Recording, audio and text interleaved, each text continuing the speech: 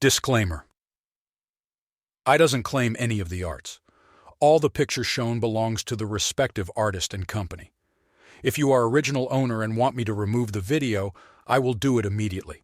Just send me an email to inform me. And if you like my content, please subscribe to my channel.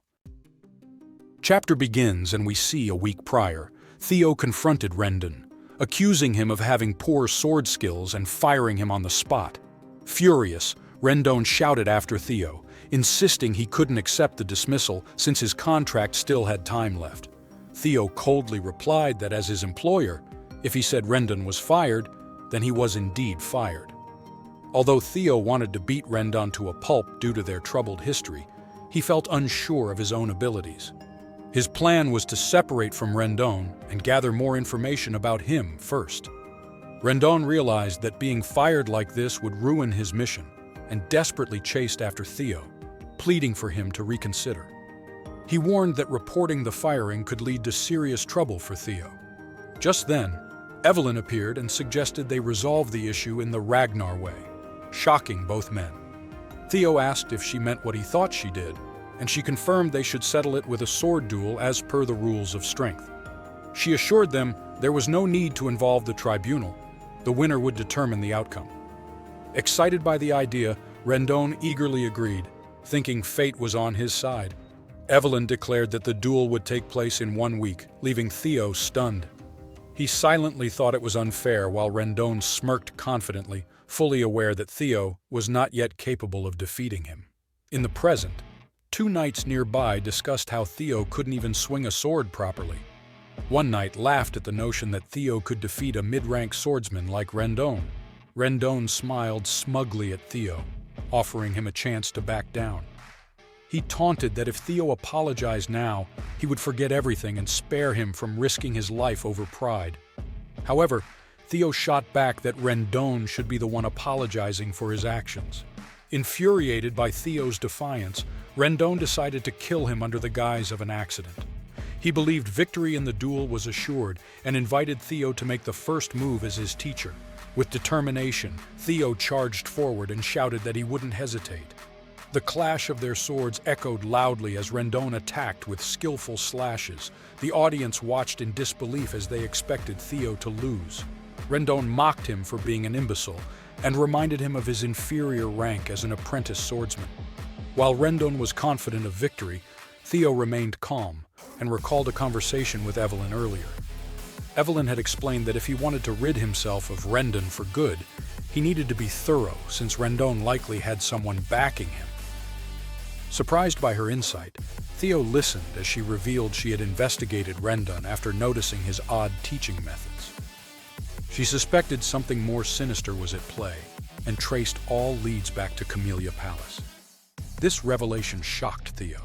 He suspected a conspiracy tied to a brutal war for the throne, but calmed himself, acknowledging Evelyn's impressive findings.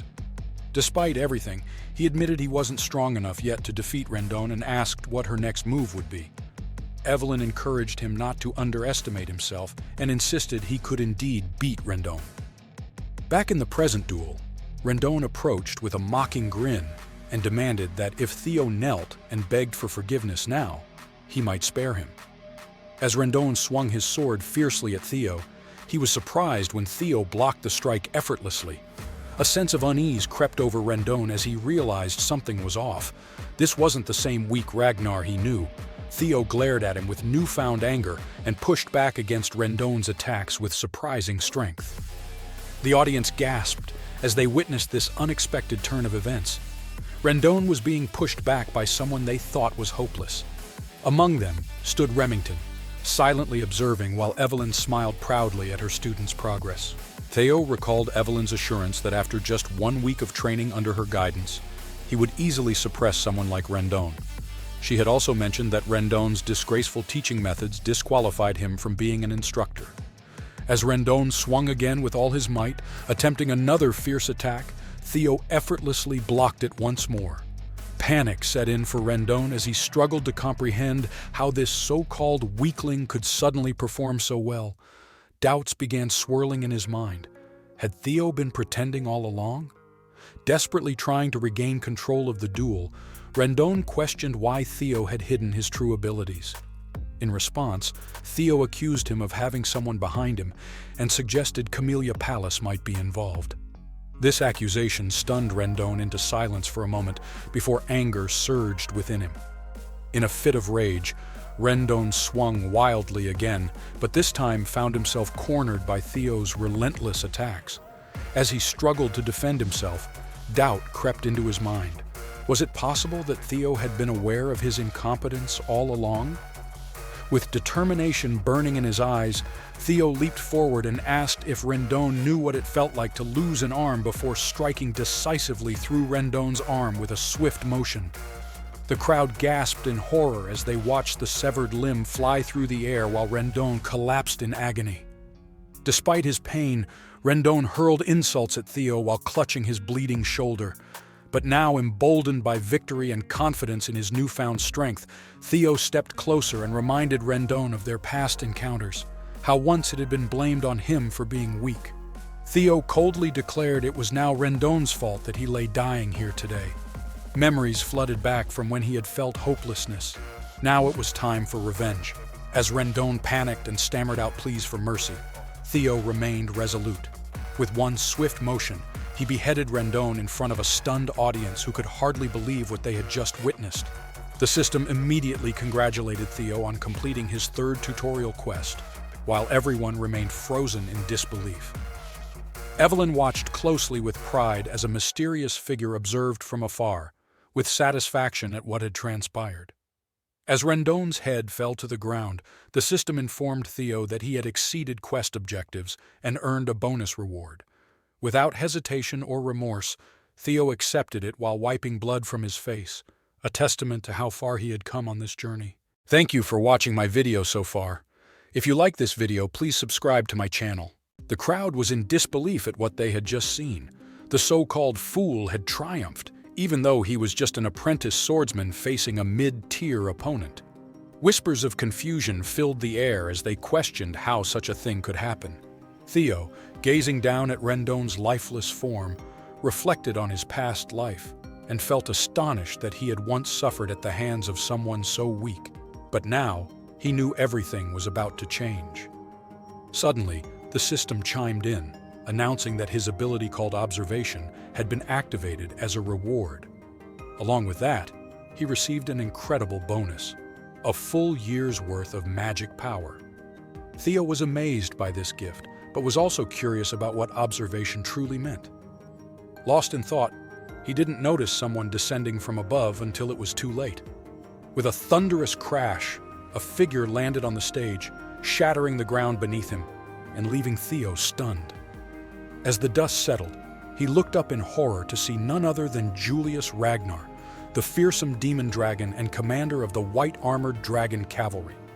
Panic surged through Theo as he recognized Julius and wondered how long he had been watching. The knights in the audience were equally shocked, erupting in awe as they recognized Julius Ragnar as one of the legendary 9 dragons. Meanwhile, Evelyn stood off to the side, more annoyed than surprised, muttering about how her command had ruined the floor and wishing Julius could have entered more gracefully. Now, face to face with one of the strongest warriors on the continent, Theo felt his heart race as Julius approached him. He froze in fear, especially when he caught sight of the fierce glare in Julius's eyes. But then, to his surprise, Julius burst into a loud, booming laugh that caught Theo off guard. With a gentle pat on his back, Julius praised him for an exciting and impressive duel, which only confused Theo further. Julius continued to express his astonishment at Theo's skills. He wondered aloud if this apprentice had truly surpassed his master, but quickly realized that might be disrespectful since Theo had just defeated Rendon. Still chuckling, Julius dismissed the thought, remarking that someone like Rendon probably deserved it. With enthusiasm, he grabbed Theo by the shoulder and offered him a spot in the white-armored dragon cavalry. Theo was taken aback by this unexpected proposal, while Evelyn smiled knowingly from the sidelines. The knights around them were left speechless. They couldn't comprehend how someone they deemed an imbecile could be invited into such an elite group. Remington turned to another knight nearby and asked if there had ever been a case where an apprentice swordsman, especially one who hadn't even completed the awakening ceremony, had been scouted like this. After pondering for a moment, the knight admitted he had never heard of such a thing. Remington agreed. It was unprecedented since it was impossible to gauge someone's true potential while their mana hall remained closed. Even if their sword skills were top-notch, they might lack magic power, making recruitment risky. He couldn't fathom how even Julius could see potential in Theo. To everyone's shock, Theo declined Julius's offer. He looked at Julius with serious intent, leaving the commander momentarily speechless. Remington, Evelyn, and all the watching knights were equally confused. They couldn't understand why Theo would turn down such an incredible opportunity. The entire training ground fell silent as they stared at the two figures on stage. In the days that followed, news about Theo Ragnar spread like wildfire. People were astonished to learn that this so-called fool had killed his own master. Many concluded that Rendon must have been weak for such a thing to happen. What shocked them even more was that Julius Ragnar himself had tried to recruit Theo into the white-armored dragon cavalry after witnessing the duel, only for Theo to turn him down because he felt unworthy. Word quickly spread that Theo Ragnar was humble, a rare trait that surprised many. Meanwhile, at Camellia Palace, Imel Ragnar, the lady of the palace and mother of Axion Ragnar, expressed her frustration over how complicated things had become. She couldn't believe that Theo had killed Rendon. Her brother, Ed Troyvan, calmly reassured her that Rendon had been assigned to Theo specifically because of his poor skills. Amil agreed. She felt that Rendon's death wasn't significant to them. However, her real worry was that Julius, the demon dragon, had personally reached out to Theo. To make matters worse, Evelyn seemed to have orchestrated it all. This meant they could no longer interfere by assigning Theo a new master. Amel explained that if Theo began to stand out too much, it would become increasingly difficult for them to control Rose Palace. Just then, Axion Ragnar entered her room and asked what she meant by standing out. He confidently assured her not to worry. Their clan wouldn't take an interest in Theo, so their plans could proceed as usual. Amel asked Axion if he understood that for them to take control of Rose Palace without upsetting the clan leader, it was crucial for Theo to remain powerless.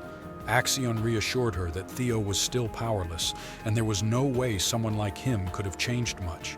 He reminded them that both Evelyn and Julius tended to favor underdogs.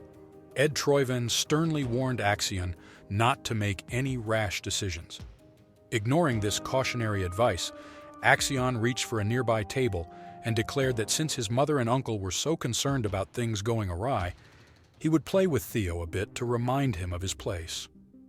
The next day at training ground after their session ended, Evelyn praised Theo for his progress. He thanked her and remarked on how much better it was learning from a true master like her. Evelyn replied that it would have been even better if he had joined the white-armored dragon cavalry and asked why he had turned down their offer. Theo admitted he did feel some regret about declining the cavalry invitation, especially since it had been his dream in his past life, but joining too soon would limit him too much. He thought about the privileges awaiting top performers in the upcoming awakening ceremony, privileges far greater than joining any cavalry unit. He told Evelyn he didn't want special treatment, yet felt satisfied with her training for now. Evelyn accepted his answer, but mentioned that Commander Julius would likely be disappointed by his decision. Curious about Evelyn's thoughts on this matter, Theo activated his observation ability again and discovered she was 24 years old, with a title as former deputy commander of the White-Armored Dragon Cavalry, a highly ranked swordsman herself. Her current status indicated she admired his humility and character while feeling energized from teaching him, but missed being part of the cavalry.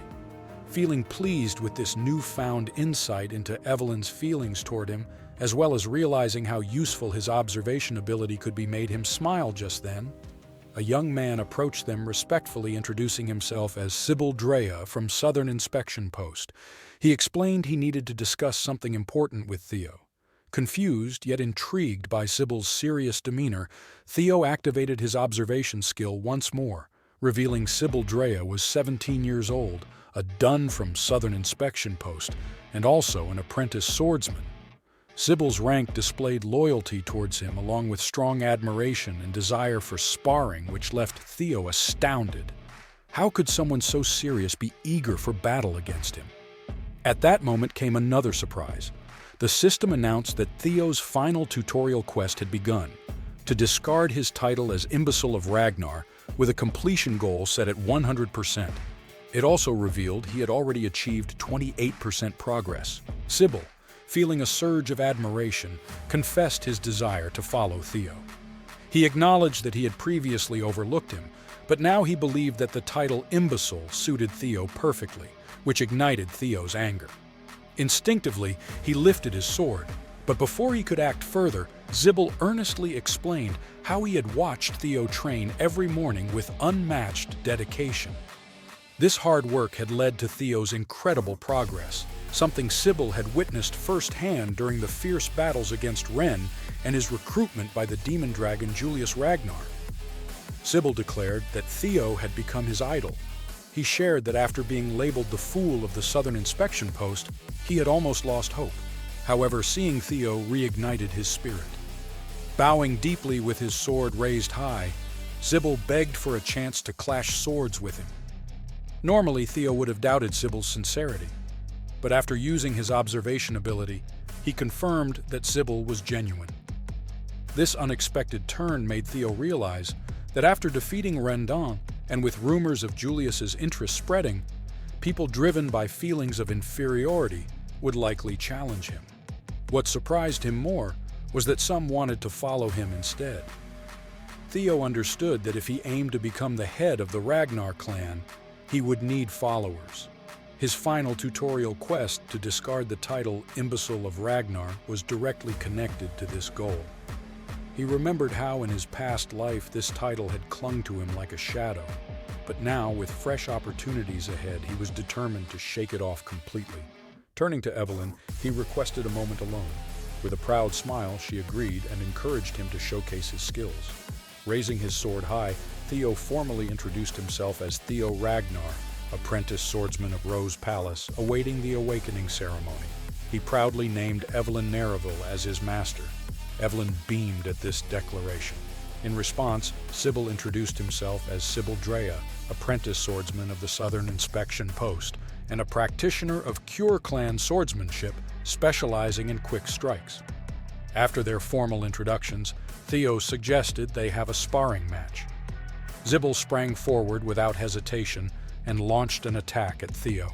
Despite being known as the idiot of the Southern Inspection Post, Sybil quickly realized how fast Theo was as he continued to swing at him.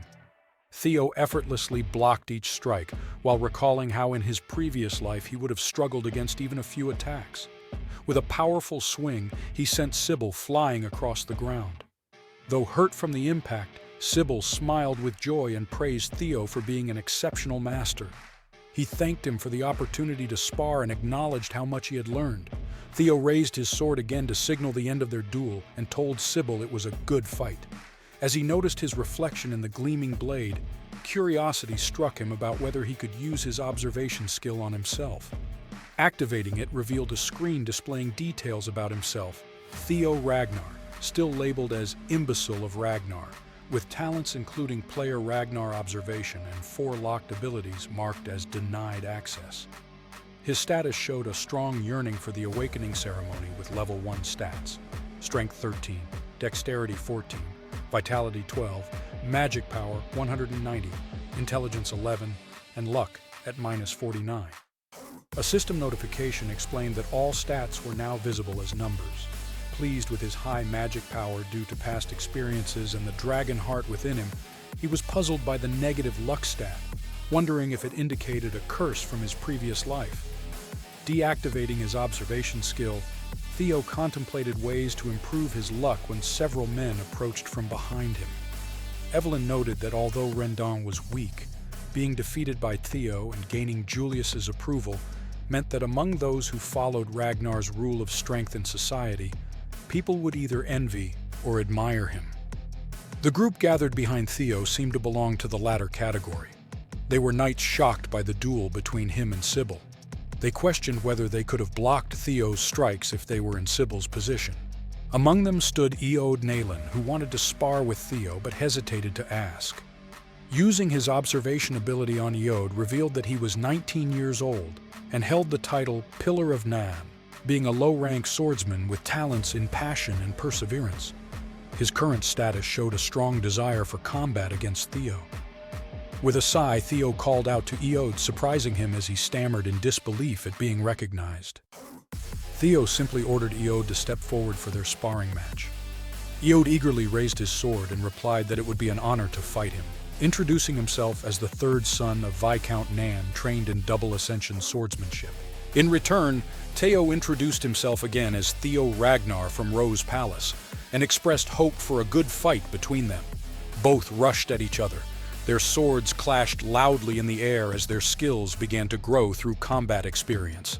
Iode quickly pulled back his sword for momentum and swung forcefully towards Theo's side, but missed narrowly as Theo blocked just in time.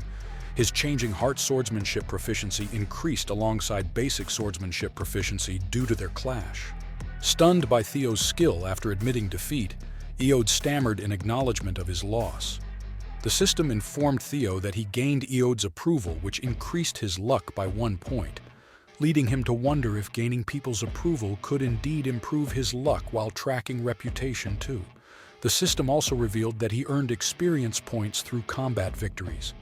Engaging with another knight who wished to fight next, Theo continued defeating opponents one after another, each victory granting approval from knights like Bennett Romo and Eric Morin, who each added another point to his luck. After several duels left him breathless yet invigorated by success, he asked who would be next, but found no one stepping forward. Opening his status window revealed only a 1% increase in quest progress despite all victories achieved. Confusion set in as he pondered whether these knights already respected him enough, not needing further challenges.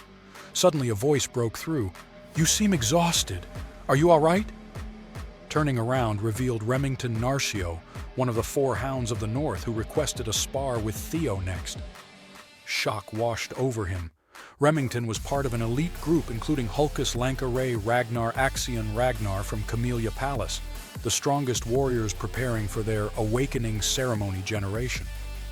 Remington introduced himself and explained how he'd come early just to witness Theo's swordsmanship before this pivotal event. Curious again about Remington's prowess, Theo activated his observation skill once more, discovering Remington was 17 years old, holding titles such as Deputy Clan Head, known as Silver Lion among these 4 hounds, with talents listed as Sword Genius, Keen Senses alongside extreme work ethic. His current status revealed surprise at encountering an unexpected rival. Raising their swords together, Remington thanked Theo for fulfilling this wish, while expressing eagerness for testing skills against one another.